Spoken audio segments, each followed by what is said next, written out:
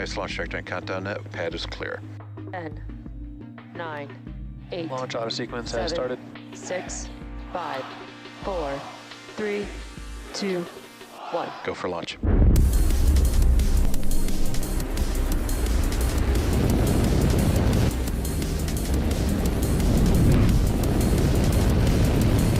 Vehicle is supersonic.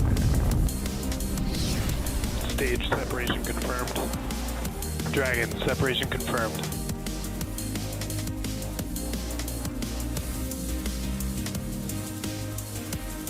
Stage 1 is transonic. Landing legs have deployed. And Falcon 9 has landed.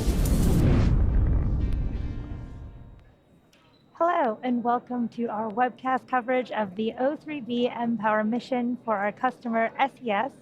On your screen is a live view of Falcon 9 awaiting its 6:12 p.m. Eastern Time launch from Space Launch Complex 40 at Cape Canaveral Space Force Station in Florida. My name is Yomezo, and I'm a propulsion engineer here at SpaceX, joining you today from SpaceX headquarters here in Hawthorne, California. Today's launch marks SpaceX's 226th overall mission, the second launch this week, with the potential of a third of our Falcon Heavy vehicle awaiting liftoff at our neighboring pad in just over an hour from now, as long as weather cooperates. Now, some of our longtime viewers might know that SES was one of SpaceX's earliest launch customers and has been a key partner in a number of firsts with us. SES was the first commercial satellite operator to launch on Falcon 9 from the Cape back in December of 2013, and the first customer to fly on a flight-proven booster on March of 2017. Today's launch will mark the second of 5 total O3b mPOWER launches. We launched the first 2 O3b mPOWER spacecraft in December of last year, and today we will be launching 2 additional O3b mPOWER spacecraft into space. Now, SES's O3b mPOWER system will operate from medium Earth orbit, or MEO, and comprises an initial constellation of 11 high-throughput and low-latency satellites, as well as an extensive ground infrastructure. Collaboratively designed with Boeing, the O3b mPOWER is SES's second-generation MEO system. And with that, here's a video sharing a bit more about our mission today. Another launch, another milestone. 3, 2, 1. Today marks an important step on the way to a new era of satellite service. SES's third and fourth O3b mPOWER satellites are ready to be launched into space. And liftoff of SES. They will join the first pair of satellites 8,000 kilometers from the Earth's surface in the medium Earth orbit.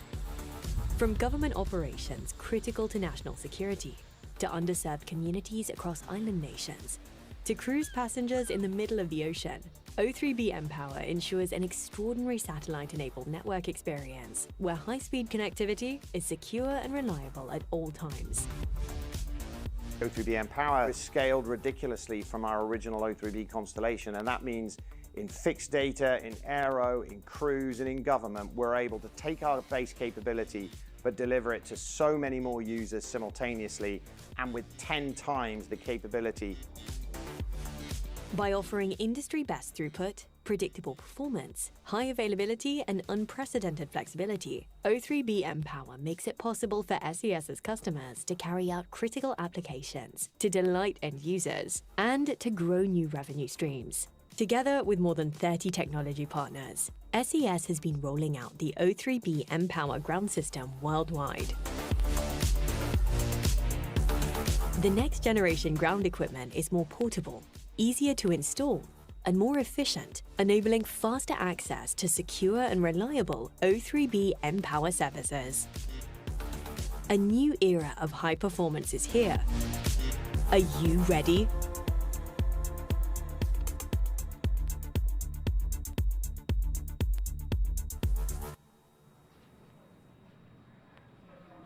On your screen is a live view of our Falcon 9 vehicle. The 2-stage Falcon 9 stands 229 feet tall, or slightly taller than the Leaning Tower of Pisa in Italy. When it's fully fueled, it'll hold just over 1 million pounds of propellant that the vehicle will burn through in less than 3 minutes after liftoff. We began loading those propellants on both stages at about T-minus 35 minutes. Now, starting from the very top of the rocket, our payload today is safely enclosed inside of the 17-foot diameter payload fairing, which is that structure at the very top of the rocket. It's made out of a carbon composite material. The fairing protects satellites on their way to orbit, and the fairing halves will be jettisoned approximately 3 minutes into flight. Now, for today's mission, we have 2 spacecraft on the second stage and inside the fairing. Each payload will deploy at separate times, about 6 minutes apart from each other. And the fairing halves supporting today's mission are flight proven, with one half flying for its 3rd time and the other half flying for its 4th time. Now, just below the payload fairing, we have the second stage that will take the O3b mPOWER payload to space. The second stage will ignite its single Merlin vacuum or MVAC engine about 2.5 minutes into flight, and then relight for a 2nd and 3rd time before we deploy the 2 satellites. Below the second stage, we have the inner stage, which is a part of the first stage. And as you can see on your screen, the carbon fiber inner stage has a distinct black color because it is unpainted TPS, or thermal protection system, and it protects the composite material of the inner stage. Now, at the bottom of the first stage, there are 9 Merlin engines that will get the Falcon 9 off the ground and up into the thinner parts of the Earth's atmosphere. Shortly after liftoff, the first and second stages will separate from one another. Then the second stage will continue to orbit, while the first stage will start making its way back down to Earth. The first stage is designed to be reflown with minimal refurbishment between flights. Today's booster is actually flying for the 2nd time, having previously supported the Crew 6 mission back in March, a little less than 2 months ago. Now, if we're successful in recovering the booster on screen, it will mark the 188th successful recovery of an orbital-class rocket. And lastly, that large truss structure. For strongback retract. That large truss structure is the strongback, or the TE, transporter erector. As you heard on that call out, we are pressing for the strongback retraction. But the TE is what routes the vehicle's fluids, power, and telemetry umbilicals from the ground systems to the rocket and satellites until Falcon 9 goes on internal power and clears the pad. Strongback retract has started. There you heard that call out that the sequence for starting strongback retraction has begun. You'll physically see the strongback retract in just a few moments. Now, while we're waiting for the TE to retract, you'll see that the clamp arms just below the fairing are opening there. You can see that they have opened up. Now, the first stage is connected to a launch mount at the base of the TE, but the structure is hinged, so it will retract away from the vehicle in preparation for launch. And as you heard, the strongback is also what the launch team refers to as the transporter erector. Now, at this point in the countdown, both the first and second stages are nearly fully loaded with 1 million pounds of kerosene fuel and liquid oxygen. Both the first and second stages should finish loading propellant about a minute apart from each other, with the first stage finishing up at T-minus 3 minutes here in just about 15 seconds, and the second stage at T-minus 2 minutes. Now, those white clouds you see around the vehicle is the chilled Stage gas. 1 lock load complete. There's that call out that stage 1 liquid oxygen loading is complete. Stage 2 should follow shortly in just about a minute. Now, again, that venting white cloud that you see is from the TE LOX line and is totally expected.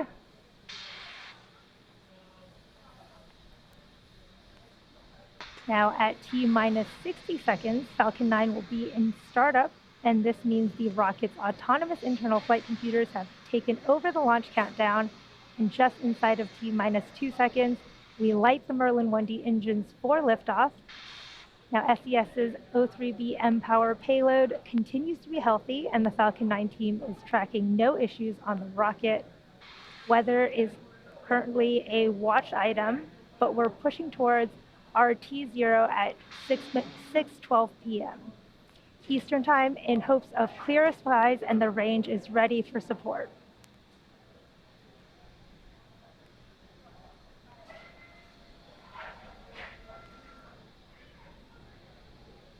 Stage 2, LOX load complete. Stage 2 LOX loading should be completing here shortly.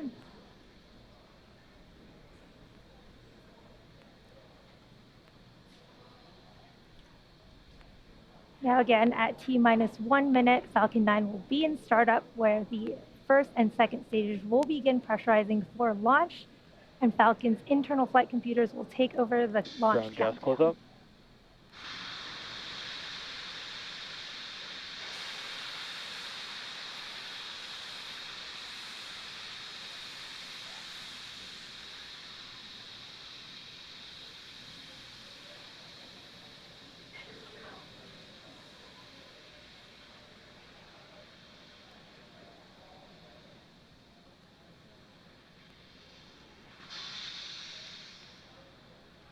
Falcon 9 is in startup. Falcon 9 is in startup. The internal flight computers have taken over the launch countdown.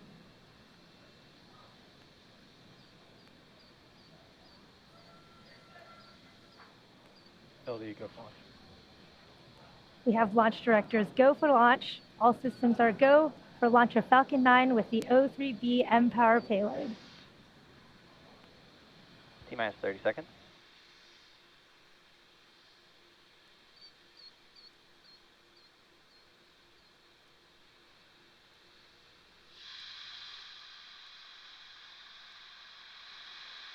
-15 seconds. T-minus 10, 9, 8, 7, 6, 5, 4, 3, 2, 1. Ignition, engine full power, and go! Falcon 9 and SES O3b mPOWER.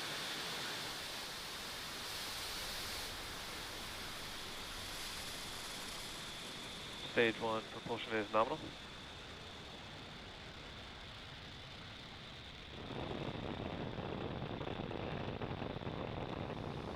Vehicle's pitching downrange.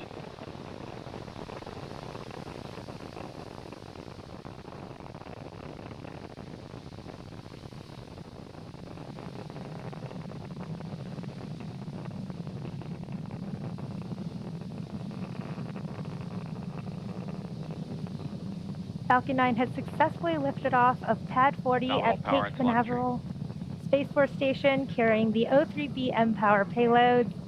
During ascent, we tilt the engines, technically called gimbling, and this turns the rocket horizontally in what we call a gravity turn. Supersonic. You heard that call out that the vehicle is now supersonic, and we will be throttling the engines down in preparation for max Q, or maximum aerodynamic pressure, in just a couple of seconds. Max Q.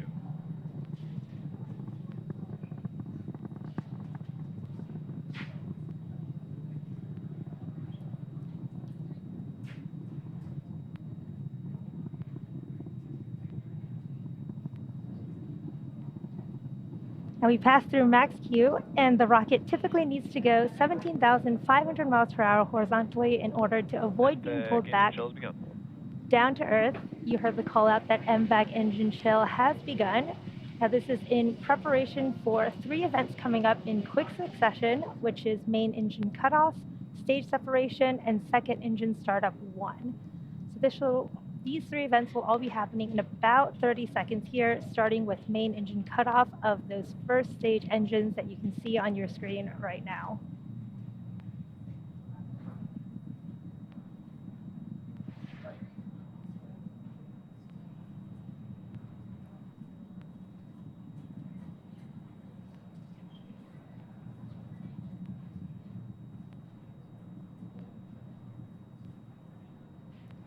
Stage 1 throttling down.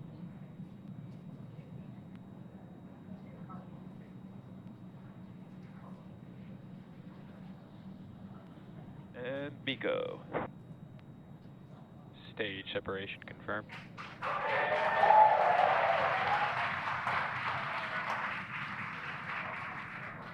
MVAC ignition.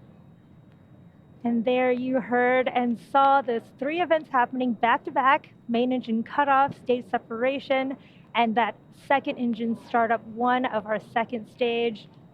You can see those grid fins on the first stage deploying as the first stage begins to make its way back down to Earth.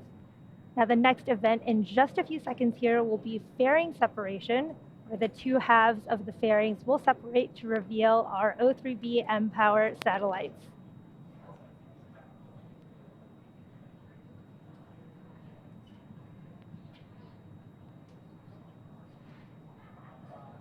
Fairing separation confirmed.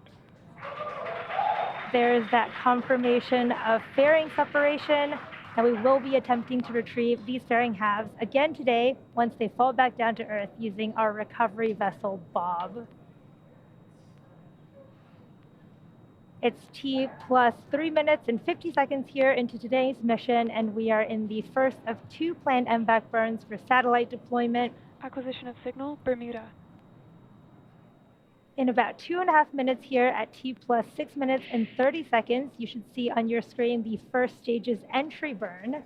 Now for this entry burn, we relight 3 of the M1D engines, starting with the center E9 engine, followed shortly by the E1 and E5 engines, which are all in a row. And this entry burn will slow the vehicle as it passes down into the Earth's atmosphere.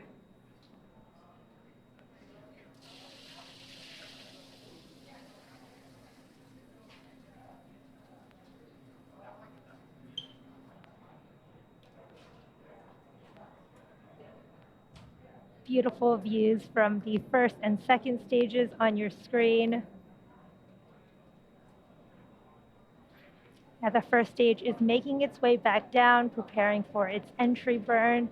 And we need to perform this entry burn to help reduce re-entry forces on the first stage, which will help us recover and reuse the booster.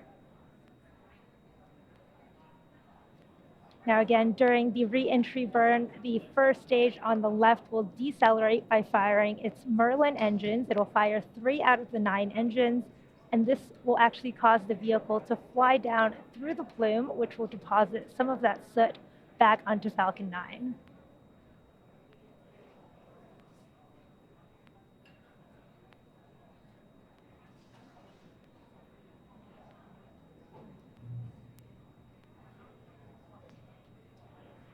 Beautiful views from the first and second stage. Again, that second stage is in the first of 3 planned burns, carrying our 2 O3b mPOWER satellites.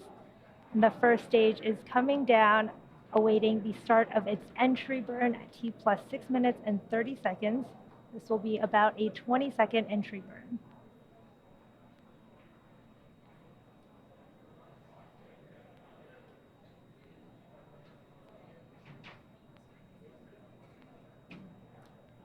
You can see the speed. On a nominal trajectory.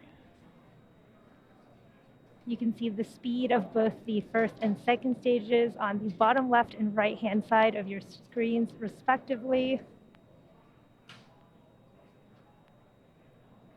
First stage is about to start its entry burn. Stage 1 FTS has saved.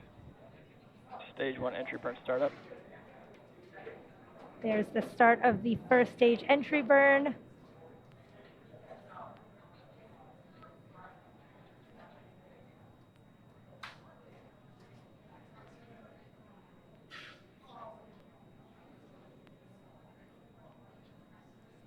Stage 1 entry burn shutdown. That was a good entry burn from the first stage. Again, reusability is key to lowering the cost of spaceflight, which enables more investments in things like critical scientific research. Now, the Falcon 9 first stage that's supporting today's mission just performed its entry burn for the second time after previously having supported the Crew 6 launch just last month. Now, the Merlins on the first stage are optimized for sea level, whereas that MVAC engine you see on the second stage there is optimized for vacuum, which just means that it has a much bigger nozzle compared to the M1D engines on the first stage. Now, coming up in about 20 seconds, we'll have the shutdown of our MVAC engine on the second stage, followed quickly by the landing burn on our first stage. Stage 1 transonic. Stage 2 FTS is saved.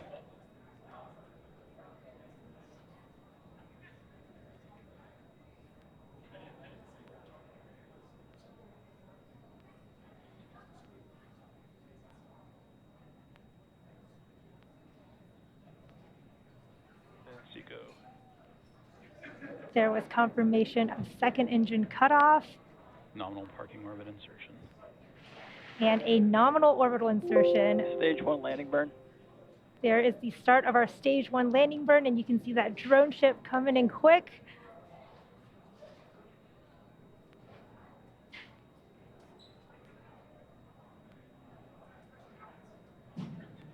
Stage 1 landing leg deploy.